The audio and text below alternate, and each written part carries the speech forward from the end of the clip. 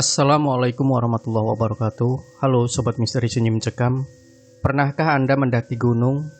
Mungkin ada yang nggak suka mendaki ya, jadi mungkin belum pernah mendaki. Tapi bagi yang pecinta mendaki, mungkin sudah menjadi kegiatan paling tidak biasanya 3 bulan sekali atau setahun sekali, atau mungkin ya 1 bulan sekali. Nah, pernahkah ketika mendaki Anda mengalami kejadian-kejadian yang janggal atau kejadian-kejadian yang misteri? Seperti dalam kisah berikut ini, di mana ada seorang pendaki yang menemukan tulang belulang ketika mendaki di Gunung Selendang. Nah, seperti apa cerita selengkapnya? Langsung saja kita simak sebuah kisah nyata misteri yang berjudul Tulang Belulang di Gunung Selendang. Sewaktu masih SMP, sekitar akhir 1970, keluarga saya pindah rumah ke Kecamatan Sangan-Sangan, Samarinda. Rumah baru kami berhadapan langsung dengan Gunung Selendang. Jumlah rumah yang ada di sepanjang jalan kampung saya bisa dihitung dengan jari. Rata-rata terbuat dari papan dan balok ulin sebagai tiang pancang. Bentuknya memanjang ke belakang, membelakangi Sungai Mahakam. Setelah menetap beberapa bulan, dengan rasa penasaran, saya bertanya kepada ibu alasan kami pindah ke sini. Kenapa ayah memilih rumah yang posisinya berhadapan dengan Gunung Selendang? Ayahmu mengontrak rumah ini karena murah. Sepanjang kampung hanya rumah ini yang kosong, jadi nggak ada pilihan lain, jawab ibu. Pertanyaan tersebut terlontar karena saya kurang setuju dengan pilihan ayah. Bagaimana tidak? Setiap cerita yang menyinggung Gunung Selendang selalu lekat dengan perkara gaib. Tetua kampung pernah berujar, jangan keluar malam hari, apalagi jalan seorang diri dekat gunung itu, kecuali ada keperluan mendesak. Memang ada apa julak? Ada begal. Julak adalah istilah untuk paman, bukan begal, tapi sering ada sesuatu yang mengikuti dari belakang. Gerak-gerik dan fisiknya sama persis dengan apa yang diikutinya. Baru sekali ini saya mendengar ada cerita horor beginian, semacam cloning dalam dunia gaib. Semua masyarakat di kampung ini sudah maklum dengan keangkeran Gunung Selendang. Tidak untuk saya yang baru beberapa bulan tinggal di sini. Mari sedikit saya kasih gambaran sekitar Gunung Selendang kala malam menjelang. Ketika mulai kurup-kurup atau memasuki senja, sepanjang jalan area di sisi Gunung Selendang ini mulai berubah drastis. Jalan ini persis di depan rumah saya. Melintas saat malam di jalan aspal tua peninggalan Belanda ini, tak ubahnya seperti menggiring pejalan kaki memasuki lorong gelap. Lampu penerangan jalan hanya ada 2 di sepanjang 500 meter. Lampu jalan itu sangat tua, bahkan cahayanya kalah dengan cahaya sekumpulan kunang-kunang. Di sisi barat jalan, pandangan saya tertuju ke Sungai Mahakam. Keadaan begitu gelap ketika malam semakin tua. Sinar bulan sedikit membantu lampu jalan yang muram itu. Pantulan sinar bulan sedikit membantu arah pandangan. Kadang, di atas sungai terlihat beberapa titik sinar kecil, seperti mata buaya sedang mengambang. Bunyi gemericik air sungai terkena terpaan angin malam terasa dingin dan basah, membuat bulu kuduk bergetar halus. Di sebelah timur jalan, tatapan mata langsung ke Gunung Selendang. Pepohonan berusia ratusan tahun yang dikitari rumput ilalang setinggi pinggul orang dewasa, seolah menari-nari karena embusan angin gunung. Sesekali terdengar suara burung hantu. Alunannya seperti memanggil-manggil siapa saja yang sedang melewati jalan aspal tua ini untuk merapat ke gunung. Saya mencoba mengusir bayangan-bayangan menyeramkan yang mulai muncul di dalam kepala. Saya membatin, ada benarnya juga kata ketua kampung. Suatu hari ibu menyuruh saya ke tempat kakek tukang solder panci. Nang, coba bawa panci bocor ini ke Kai, tukang solder itu. Tempat Kai tukang solder tidak jauh dari rumahku, kira-kira 50 meter jaraknya. Posisinya di seberang jalan, tepat di bawah kaki Gunung Selendang. Karena dekat, tidak butuh waktu lama saya sampai di rumah Kai. Kai. Beberapa kali saya mencoba memanggil beliau. Rumah panggung itu sunyi senyap. Di teras rumah, peralatan solder dan kaleng bekas berserakan. Beberapa menit kemudian terdengar suara pintu terbuka perlahan. Ternyata beliau. Kai berjalan pelan ketika keluar dari rumah. Dia melirik ke arah saya sebelum duduk di atas kursi kayu sambil memegang alat solder. Beliau tidak banyak cakap. Jika diajak bicara, respon cuma tipis, anggukan seperlunya. Kalau bekerja selalu memakai seraung topi khas Dayak Kalimantan, mirip caping. Kepulan asap rokok siong berbau menyan yang selalu menempel di bibirnya, menyatu dengan asap solder dan menjadi tabir. Saya sulit mengenali wajahnya karena teralingi oleh seraung yang selalu dikenakan. Mungkin usianya 80 tahun, mungkin malah lebih tua lagi. Sambil menunggu Kai menyolder panci ibu, saya beringsut perlahan, mencoba mengamati semua sudut rumah kecil ini. Sekelebatan saya merasa Kai memperhatikan gelagat saya dari balik seraungnya. Suasana desa dan gelagat Kai membuat saya makin merinding. Cerita-cerita horor soal gunung selendang kembali terbayang. Bayangan-bayangan menyeramkan itu menemani seiring perjalanan singkat kembali ke rumah setelah Kai selesai memperbaiki panci ibu. Di desa ini, satu-satunya hiburan adalah nonton film. Sore itu ada Datsun pick-up melintas di depan rumah dengan gambar film yang akan main di bioskop besok malam. Memakai pengeras suara, film tersebut disiarkan ke pelosok kampung. Tolong jangan bayangkan bioskop di sini seperti bioskop di kota. Kebetulan ayah punya satu tiket gratisan. Ayah tidak mau pergi nonton karena tidak begitu suka dengan film silat Mandarin. Celakanya, tiket gratisan itu hanya bisa digunakan untuk nonton tayangan kedua. Berarti keluar dari bioskop sekitar pukul 23.00. Kala itu film hanya tayang 2 kali, pukul 19 dan 21.30. Jangan keluar malam, jangan keluar malam. Kalimat peringatan tetua terngiang di dalam kepala. Namun, tekad saya sudah bulat.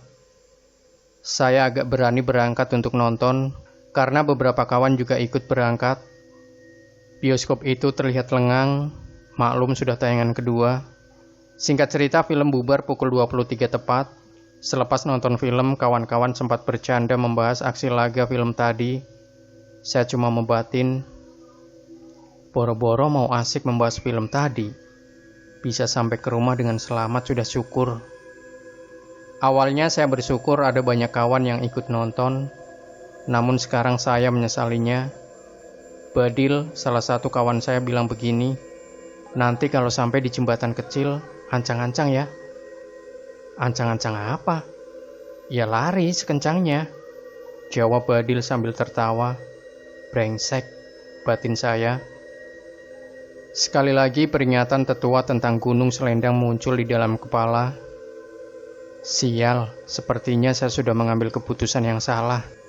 Ya, apa boleh buat, sudah terlanjur. Sambil menahan rasa kantuk, kami berlima pulang jalan kaki menuju rumah masing-masing.